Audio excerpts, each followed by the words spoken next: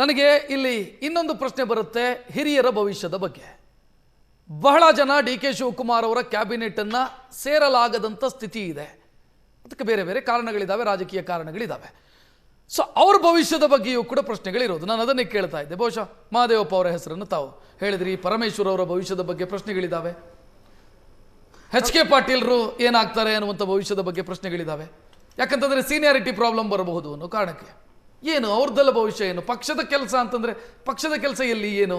ನೋಡಿ, ಸೀನಿಯರ್ಸ್ಗಳು ಅಂದ ತಕ್ಷಣ ಎಲ್ಲರನ್ನ ಸಾರಾಸಗಟಾಗಿ ಪಾಲಿಟಿಕ್ಸ್ದಲ್ಲಿ ಕಿತ್ತೊಗೆಯೋಕ್ಕಾಗಲ್ಲ. ಚುನಾವಣೆಗಳಿವೆ, 2028ರ ಮಹತ್ವಪೂರ್ಣ ಚುನಾವಣೆಗಳಿವೆ. ಯಾವಾಗಲೂ ರಾಜಕಾರಣದಲ್ಲಿ utility value will be crucial. ಒಬ್ಬ ಮನುಷ್ಯನ ಅಥವಾ ಒಬ್ಬ ನಾಯಕನ ರಾಜಕೀಯ ಯುಟಿಲಿಟಿ ವ್ಯಾಲ್ಯೂ ಏನು ಅಂತ.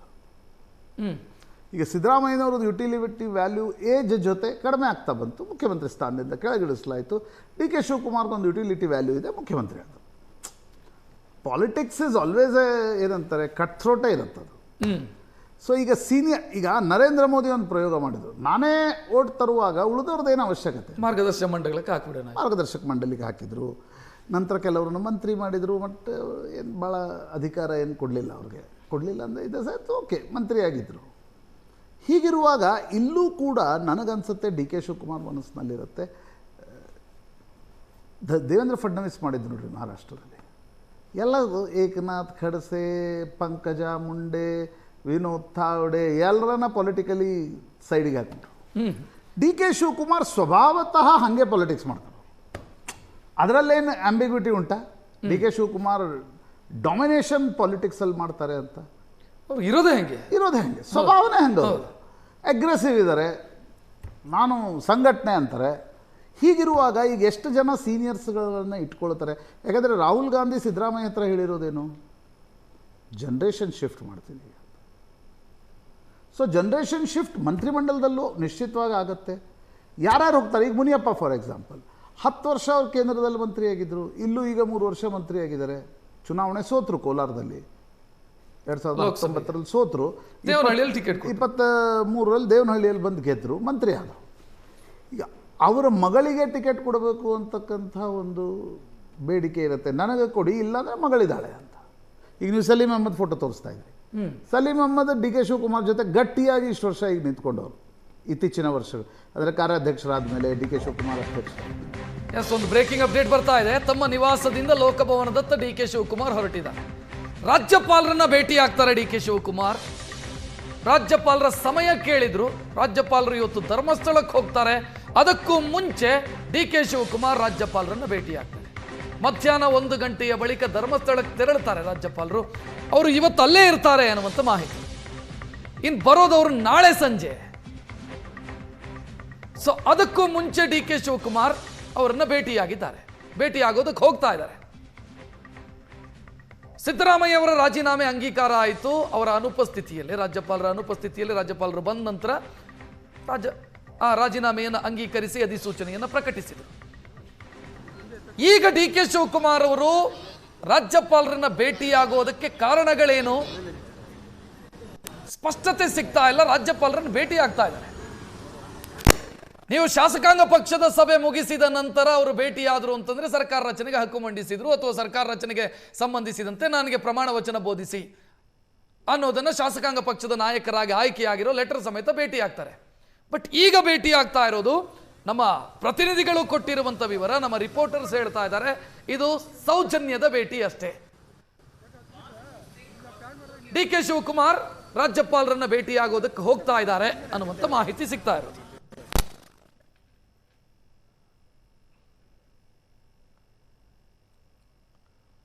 ದೃಶ್ಯ ಗಮನಿಸ್ತಾ ಇದ್ದೀರಿ. ಶಾಸಕಾಂಗ ಪಕ್ಷದ ಸಭೆ 4 ಗಂಟೆಗೆ ನಡೆಯುತ್ತೆ ಸಮ್ಮೇಳನ ಸಭಾಂಗಣದಲ್ಲಿ, ವಿಧಾನಸೌಧ. ಅದಕ್ಕೂ ಮುಂಚೆ ಡಿ ಕೆ ಶಿವಕುಮಾರ್ ರಾಜ್ಯಪಾಲರನ್ನು ಭೇಟಿಯಾಗೋದಕ್ಕೆ ಹೊರಟಿದ್ದಾರೆ. ಸಮಯ ಕೇಳಿದ್ರು, ರಾಜ್ಯಪಾಲರು ಸಮಯ ಕೊಟ್ಟರು. ಭೇಟಿ ನಿಗದಿ ಆಯಿತು. ಈಗ ರಾಜ್ಯಪಾಲರನ್ನ ಭೇಟಿಯಾಗೋದಕ್ಕೆ ಡಿ ಕೆ ಶಿವಕುಮಾರ್ ಹೋಗ್ತಾ ಇದ್ದಾರೆ. ದೃಶ್ಯ ನೋಡ್ತಾ ಇದ್ದೀರಿ.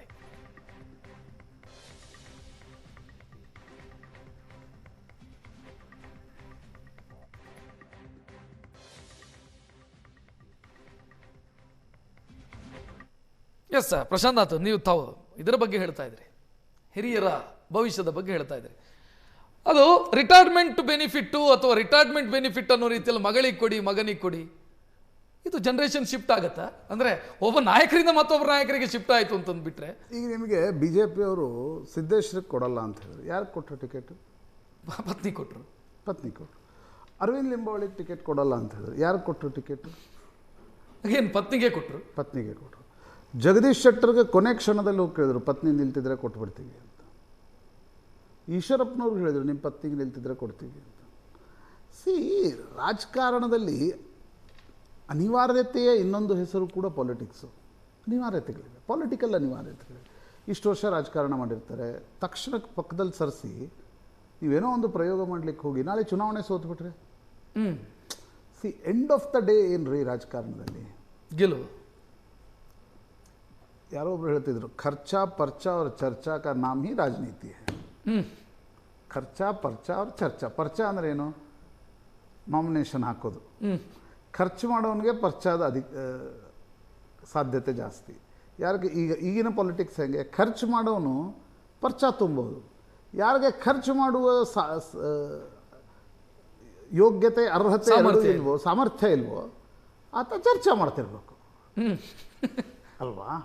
ಸೊ ಈಗ ಪರ್ಚಾ ತುಂಬೋರು ಈಗ ಹಿರಿಯ ರಾಜಕಾರಣಿಗಳಿದ್ದಾರೆ, ಇಷ್ಟು ಜನ ಇದ್ದಾರೆ ಹಿರಿಯ ಸಚಿವರು.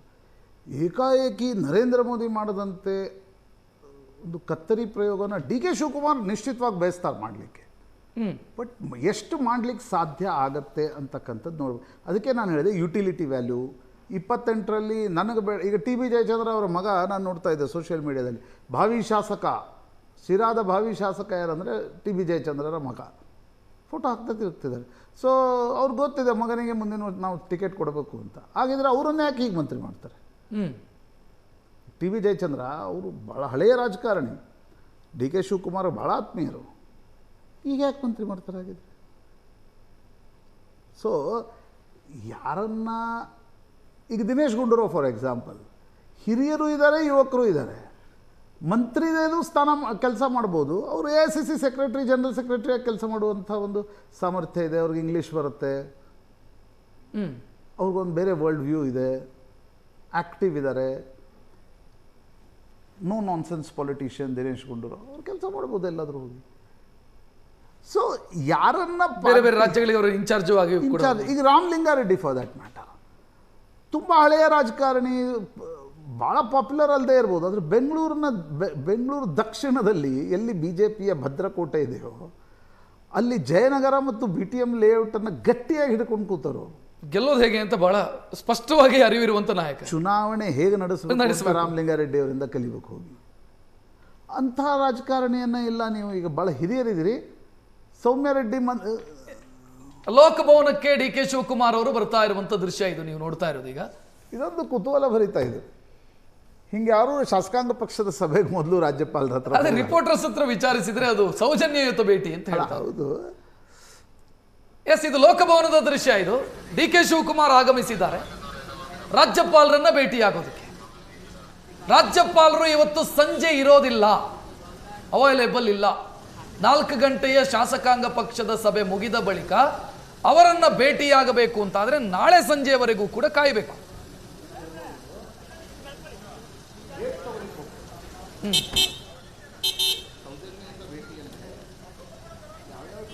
ಅವೈಲಬಿಲಿಟಿ ಇದೆ. ಈಗ ಮುಂದಿನ ಪ್ರಮಾಣ ವಚನ ಕಾರ್ಯಕ್ರಮ ಔಪಚಾರಿಕತೆ ಶಾಸಕಾಂಗ ಪಕ್ಷದ ಸಭೆ, ಸರ್ಕಾರ ರಚನೆಯ ಹಕ್ಕನ್ನು ಔಪಚಾರಿಕವಾಗಿ ಮಂಡಿಸಲೇಬೇಕಾಗುತ್ತೆ. ಬಟ್ ಅದಕ್ಕೂ ಮುಂಚೆ ಪ್ರಮಾಣ ವಚನದ ತಯಾರಿ ಮಾಡಬೇಕಲ್ವ. ಆ ಕಾರಣಕ್ಕೋಸ್ಕರ ನನಗನ್ಸುತ್ತೆ ರಾಜ್ಯಪಾಲರು ಸೌಜನ್ಯ ಮಾತಾಡಿ ಯಾವಾಗ ಏನು. ಡಿ ಕೆ ಶಿವಕುಮಾರ್ ಅವರು ಲೋಕಭವನಕ್ಕೆ ಎಂಟ್ರಿ ಆದಂಥ ದೃಶ್ಯ ನೀವೀಗ ಸ್ಕ್ರೀನ್ ಮೇಲೆ ನೋಡ್ತಾ ಇದ್ದೀರಿ. ಅವ್ರು ಧರ್ಮಸ್ಥಳಕ್ಕೆ ಹೋಗಿ ನಾಳೆ ಬರೋದಾದರೆ ನಾಳೆ ಸರ್ಕಾರ ರಚನೆ ಹಕ್ಕನ್ನು ಮಂಡಿಸಬೇಕಾಗತ್ತೆ. ನಾಳೆ ಸಂಜೆವರೆಗೂ ಕೂಡ ಕಾಯಬೇಕಾಗತ್ತೆ. ಹಕ್ಕು ಮಂಡಿಸೋದಕ್ಕೆ ನಾಳೆ ಸಂಜೆವರೆಗೂ ಕೂಡ ಕಾಯಬೇಕಾಗತ್ತೆ. ಅದಕ್ಕೂ ಮುಂಚಿತವಾಗಿ ಡಿ ಕೆ ಶಿವಕುಮಾರ್ ಅವರು ಸದ್ಯ ಲೋಕಭವನ ತಲುಪಿದ್ದಾರೆ. ರಾಜ್ಯಪಾಲರನ್ನ ಭೇಟಿಯಾಗೋದಕ್ಕೆ ಡಿ ಕೆ ಶಿವಕುಮಾರ್ ಬಂದಿರುವಂಥ ದೃಶ್ಯವನ್ನು ನೀವು ನೋಡ್ತಾ ಇದ್ದೀರಿ. ಮಧ್ಯಾಹ್ನ 1 ಗಂಟೆಗೆ ಧರ್ಮಸ್ಥಳಕ್ಕೆ ತೆರಳುತ್ತಾರಂತೆ ರಾಜ್ಯಪಾಲರು. ಅಲ್ಲಿ ಉಪರಾಷ್ಟ್ರಪತಿಗಳು ಭಾಗಿಯಾಗುವಂಥ ಕಾರ್ಯಕ್ರಮದಲ್ಲಿ ರಾಷ್ಟ್ರಪತಿಗಳು ಕೂಡ ಮುಖ್ಯ ಅತಿಥಿಗಳಾಗಿ ಆ ಕಾರ್ಯಕ್ರಮದಲ್ಲಿ ಭಾಗವಹಿಸ್ತಾರೆ. ಅದಕ್ಕೂ ಮುಂಚೆ ಸದ್ಯ ಡಿ ಕೆ ಶಿವಕುಮಾರ್ ಅವರು ರಾಜ್ಯಪಾಲರನ್ನ ಭೇಟಿ ಆಗ್ತಾ ಇರೋದು, ಸೌಜನ್ಯಯುತ ಭೇಟಿ. ಇನ್ನು ಔಪಚಾರಿಕವಾಗಿ ಅವರು ಸಭೆ ಮುಗಿದ ನಂತರ ನಾಳೆ ಸಂಜೆ ರಾಜ್ಯಪಾಲರನ್ನ ಭೇಟಿಯಾಗಬೇಕಿದೆ. ಡೇಟ್ ಕೊಟ್ಟಿದ್ದಾರೆ ಪ್ರಮಾಣ ವಚನ ಸ್ವೀಕಾರಕ್ಕೆ ಅವರ ಆತ್ಮೀಯ ಜ್ಯೋತಿಷಿಗಳು. ಅದು ಸೋಮವಾರ, ಬುಧವಾರ, ಶುಕ್ರವಾರ ಈ 3 ದಿನಗಳನ್ನು ಕೊಟ್ಟಿದ್ದಾರೆ. ಸಂಡೇನೂ ಕೊಟ್ಟಿದ್ದಾರೆ, ಸಂಡೇನೂ ಸೇರಿದಂತೆ, ಭಾನುವಾರವೂ ಕೂಡ ಸೇರಿದಂತೆ. ಬಟ್ ಅಲ್ಲಿ ರಾಹುಲ್ ಗಾಂಧಿ ಮತ್ತು ಪ್ರಿಯಾಂಕಾ ವಾದ್ರಾ ಇರಬೇಕು ಅಂತ ಬಯಸಿದ್ದಾರೆ ಡಿ ಕೆ ಶಿವಕುಮಾರ್. ಅವರ ಲಭ್ಯತೆಯನ್ನ ಕೂಡ ನೋಡ್ಕೊಳ್ಬೇಕಾಗತ್ತೆ. ಜೊತೆಗೆ ಕಾಂಗ್ರೆಸ್ ಅಸ್ತಿತ್ವದಲ್ಲಿರುವಂತಹ, ಅಧಿಕಾರದಲ್ಲಿರುವಂತಹ 4 ರಾಜ್ಯಗಳು, 3 ರಾಜ್ಯಗಳು, ಆ 3 ರಾಜ್ಯಗಳ ಮುಖ್ಯಮಂತ್ರಿಗಳಿಗೂ ಕೂಡ ಆಹ್ವಾನವನ್ನು ಕೊಡಲಾಗುತ್ತೆ. ಸೊ ಇದು ಎಲ್ಲವನ್ನ ಕೂಡ ನೋಡ್ಕೊಳ್ಬೇಕಾಗತ್ತೆ. ಎಲ್ಲಿ ಕಾರ್ಯಕ್ರಮ? ವಿಧಾನಸೌಧದ ಭವ್ಯ ಮೆಟ್ಟಿಲುಗಳ ಮೇಲೆ ಕಾರ್ಯಕ್ರಮ ನಡೆಯುತ್ತೆ ಅಂತ ಈ ಕ್ಷಣಕ್ಕಿರುವಂಥ ಮಾಹಿತಿ. ಕಂಠೀರವ ಅಂತ ಒಂದು ಸುದ್ದಿಗಳು ಓಡಾಡ್ತಾ ಇತ್ತು, ಬಟ್ ಕಂಠೀರವ ಅಲ್ಲ ಅಂತ ಹೇಳ್ತಿದೆ. ಕಂಠೀರವ ಅಲ್ಲ ಅಂತ, ಒಂದೋ ಲೋಕಭವನ, ಇಲ್ಲ ಅಂತಾದರೆ ವಿಧಾನಸೌಧದ ಭವ್ಯ ಮೆಟ್ಟಿಲುಗಳ ಮೇಲೆ ಪ್ರಮಾಣ ವಚನ ಸ್ವೀಕಾರ ಕಾರ್ಯಕ್ರಮ ನಡೆಯುತ್ತೆ. ಬಹುಶಃ ಗ್ರ್ಯಾಂಡ್ ಸ್ಟೆಪ್ಸ್ ಮೇಲೆ ನಡೆಯುವ ಸಾಧ್ಯತೆ ಹೆಚ್ಚು, ಇಲ್ಲಾಂದರೆ ಕಂಠೀರವ. ಐ ಡೋಂಟ್ ಥಿಂಕ್ ಅವರು ರಾಜಭವನದಲ್ಲಿ ಪ್ರಮಾಣ ವಚನ ತೆಗೆದುಕೊಳ್ಳುವ ಸಾಧ್ಯತೆ ಕಡಿಮೆ.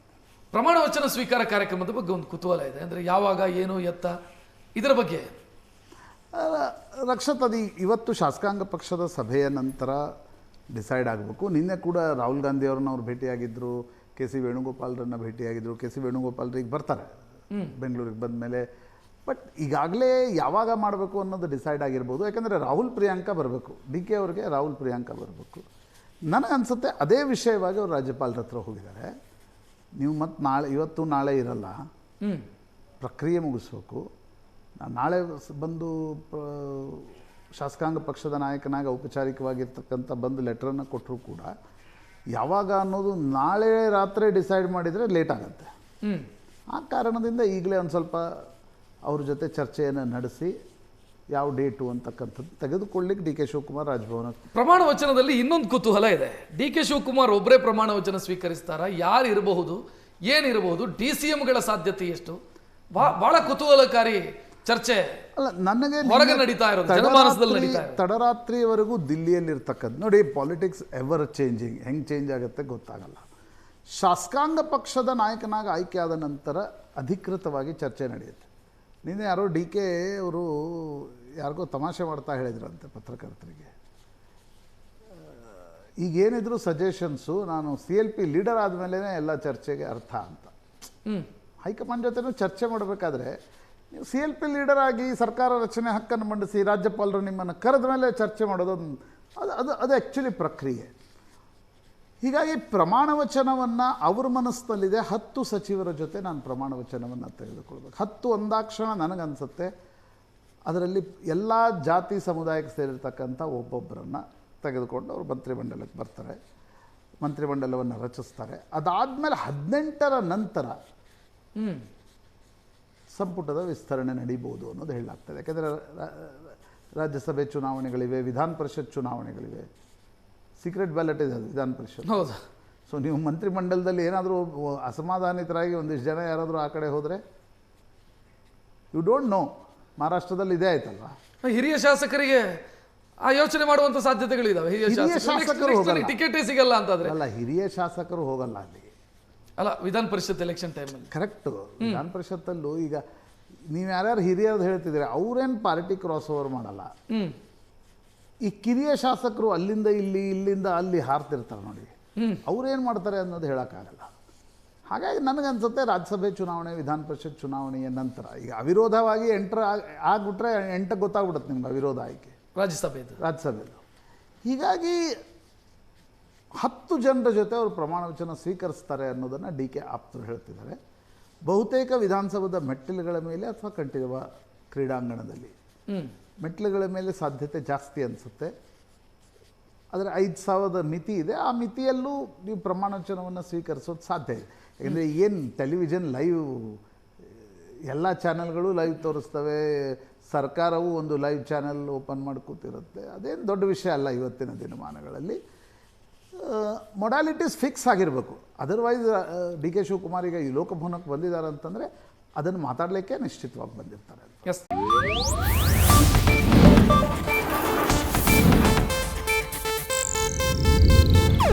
ಇದು ಏಷ್ಯಾನೆಟ್ ನ್ಯೂಸ್ ನೆಟ್ವರ್ಕ್ ಪ್ರಸ್ತುತಿ.